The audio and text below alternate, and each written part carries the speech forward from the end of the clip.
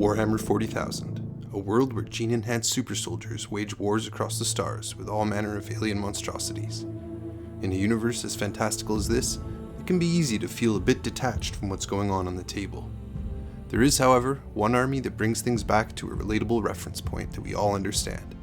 I'm talking about the Emperor's human soldiers, his Imperial Guard, the Astra Militarum.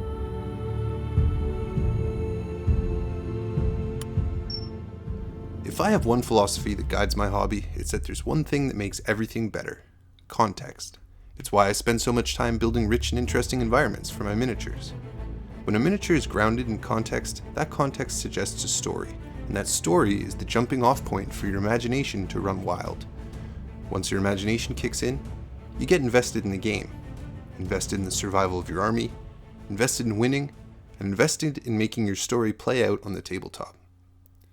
This is a concept called immersion. It's why people work so hard to paint their armies, and why some people won't play against an unpainted army. And here's the thing: the more fantastic a world is, the harder it is to create a sense of immersion. If a world is too outrageous or too alien, we can't relate to it, and the impact of the fantastical elements are lessened. This is why so many fantasy worlds in movies and literature are introduced through the perspective of a fish-out-of-water character, someone else who is also new to the world that we're stepping into. In Avatar, for example, we see the world through John Sully, a normal guy who's arriving on Pandora from Earth. We share his first impressions of the world, and the contrast between our world and Pandora is heightened through his experience. Even in Lord of the Rings, we see things from Frodo's perspective, who spent his entire life in the Shire. The fact that everything is new to Frodo too gives a reason for the film to revel in these new settings and scenes, and helps us appreciate them that much more. Welcome to Rivendell, Frodo Baggins. In the Warhammer world, this is the role that the Imperial Guard plays. The army is composed of unaugmented, normal humans, just like us, and they provide us with a sense of context and contrast that makes the whole world richer just in comparison. Have you ever watched a basketball game on TV and forgotten that even the quote-unquote short players are over 6 feet tall? This is the phenomenon I'm referring to. When you see a Space Marine on its own, it's like, okay, that's a cool looking guy with cool armor. But just by placing it next to an Imperial Guardsman, all of a sudden the Space Marine reads as what it's supposed to be: a massive, superhuman, gene-enhanced super soldier, a preternaturally powerful warrior, and one of the Emperor's avenging angels. All of a sudden you appreciate how well armored the Space Marine is, how large and powerful his weapons must be, and how terrifying it would be to face a squad of these guys. And a big part of that is because the Imperial Guard are equipped and dressed in gear that wouldn't look out of place in the 21st century or even the 20th or 19th century. The Imperial Guard have clear stylistic influences from the very human real-life wars that exist prominently for better or worse in our collective memories and consciousnesses. There's an unlimited diversity of models and backstories that you can play as the Imperial Guard, and we'll dive into that, but let's have a quick word from our sponsor first, HelloFresh. HelloFresh is an online meal delivery service that brings you delicious, fresh, easy-to-cook meals at home. My wife and I are both really busy, and my son can be a picky eater, but HelloFresh offers over 40 recipes to choose from, so you can find something for every palate. They sent me a few boxes to try out, and we really enjoyed it. With foolproof instructions and high-quality proteins and veggies, HelloFresh brings out your inner chef with every tasty, easy-to-prepare meal. This summer, spend less time meal planning and prepping with HelloFresh's pre-proportioned ingredients that make it easy to get cooking quick. We made these pan-seared pork chops. My wife and I thought they were delicious. Let's see if the little guy likes it. Little guy approved. So go to HelloFresh.com and use code ericshobby16 at checkout for 16 free meals plus shipping. That's HelloFresh.com, promo code ericshobby16. Thanks HelloFresh for sponsoring this video. In the lore of the Warhammer world, the Imperial Guard are recruited from thousands of star systems across the Imperium, and especially in the early codexes, players were encouraged to make their own regiments with their own character and flavor.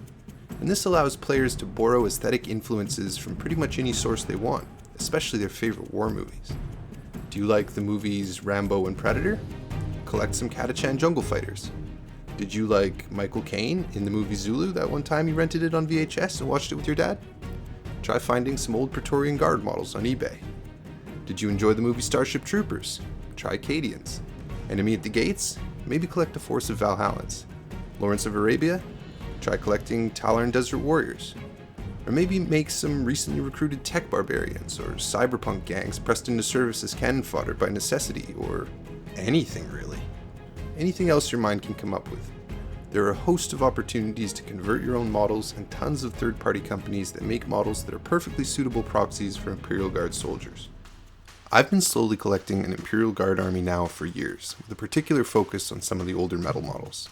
Many of these older models were sculpted by Alan and Michael Perry, twin brothers who sculpted hundreds of the best human miniatures for Games Workshop and later branched out on their own to start Perry Miniatures. I have their coffee table book, Masters in Miniature, signed, no big deal, and it's an incredible look at some of their work for Perry Miniatures. It's abundantly clear that they're passionate about the history of warfare, and that grounding in realism is reflected very clearly in their work in the Imperial Guard range. Personally, I love the naturalistic poses that the models are in. My personal preference for miniatures is that they're posed in a way where they'd look natural on any turn of the battle, not just doing a one-off move or pose. Paradoxically, in a way, the more movement that there is in the pose of a model, the more stationary they look to me. If you have to move a model around the table in a pose where they're leaping off one foot, for example, you have to imagine them leaping off one foot every turn. I prefer a more neutral pose, simply aiming a gun, for example. These Perry Guardsmen are perfect in that respect. Here are my Talern Desert Warriors. As you can see, they're wearing a traditional North African tagelmust or lifam, a head wrapping that's effective for preventing the inhalation of wind-borne sand.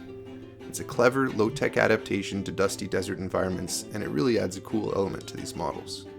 Check out these Desert Warrior women from Victoria Miniatures that I'm using as Talern Desert Warriors for my army. They're short and slender, but they can hold a las rifle. Hell yeah. I also have a bunch of Armageddon Steel Legion, who wear these distinctive tan coats. Because they come from such a polluted world, they wear these rebreather masks, which I think are an awesome way to make them fit in on all sorts of battlefields.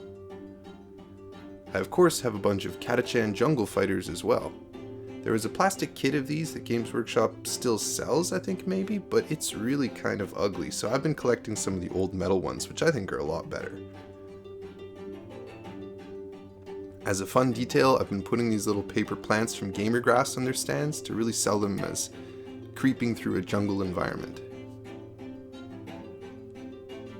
One of my favorite things about the Imperial Guard are the fact that they look adapted to so many climates.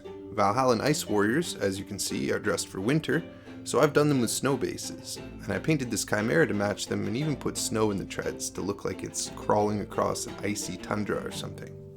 Now these may look out of place on the same battlefield as my Desert Warriors or Jungle Fighters, but my goal is actually to eventually have enough to fit in with whatever climate I choose to have a battle on, and I think that's really cool. The one thing that bothered me about the Imperial Guard range when I was a kid is that, yeah, there's the ice ones and the jungle ones, but how do you choose? I always thought they were all cool, and I didn't want to choose. So now that I'm a grown man and I have a channel completely dedicated to Warhammer, I can justify not choosing at all. And I think that's really cool. So one of the most fun things about the Guard is how you can make your own regiments. And that's what I've done with these guys here. Using the bodies of Cadians, I've added helmets sculpted by Saint Decent, who's a digital artist whose work I really like. These Brody helmets, of course, are reminiscent of World War I, and it's no coincidence that I'm also working on a trench board. The fun part about making your own regiment is that you can make up your own backstory and lore for these guys as well, because the Warhammer world is comprised of so many countless worlds that there's room for any ideas that you might have. So I decided that these guys will be from the industrial world Chundoria, and will be known as the Chundorian 12th. I went for a simple color scheme of neutral colors to keep them grounded in a real-world military aesthetic. I only have 5 painted so far, but I love the way they look. You'll see more of these in future videos, especially as my trench board progresses. The inclusion of the Imperial Guard answers the big questions that we all have at some point about the Warhammer universe. How would I do in this world? And the answer is crystal clear. Not very well. Imperial Guard soldiers are chaff. They're low-powered, expendable, and once the shooting starts, they die like flies. It reminds us of something that's often lost in the wargaming hobby, where war is made into a game in the most literal of senses, and that message is that war is dehumanizing. It turns human beings into numbers, into statistics, into game pieces that can be moved around the battlefield and ultimately are expendable. It's not only tragic, it's capricious, it's random, it's unfair, and it's an unlimited source of pain and suffering and sorrow. And yet, at the same time, the incredible adversity of war can bring out the best in humanity. Time and time again, in times of war, humans have shown their capacity for bravery, resilience, and sacrifice is far beyond the limits of what we think ourselves capable of. At their best, fantasy wargames allow us to feel some of those inspiring feelings divorced from the baggage of history and real-world conflicts. In the 41st millennium, humanity fights endlessly against a host of existential threats that endanger the very survival of mankind. Imperial soldiers are recruited from thousands of worlds, regardless of race, creed, gender, or background, or any cultural or political differences. In an imperfect world full of oppression, corruption, hardship, and brutality, mankind fights on. Regiments from far-flung planets and outposts fight shoulder to shoulder with each other, with nothing in common but their shared purpose and their humanity. Never wavering, never giving up. Even in the bleak dystopian world of 40k, the best of the human spirit endures.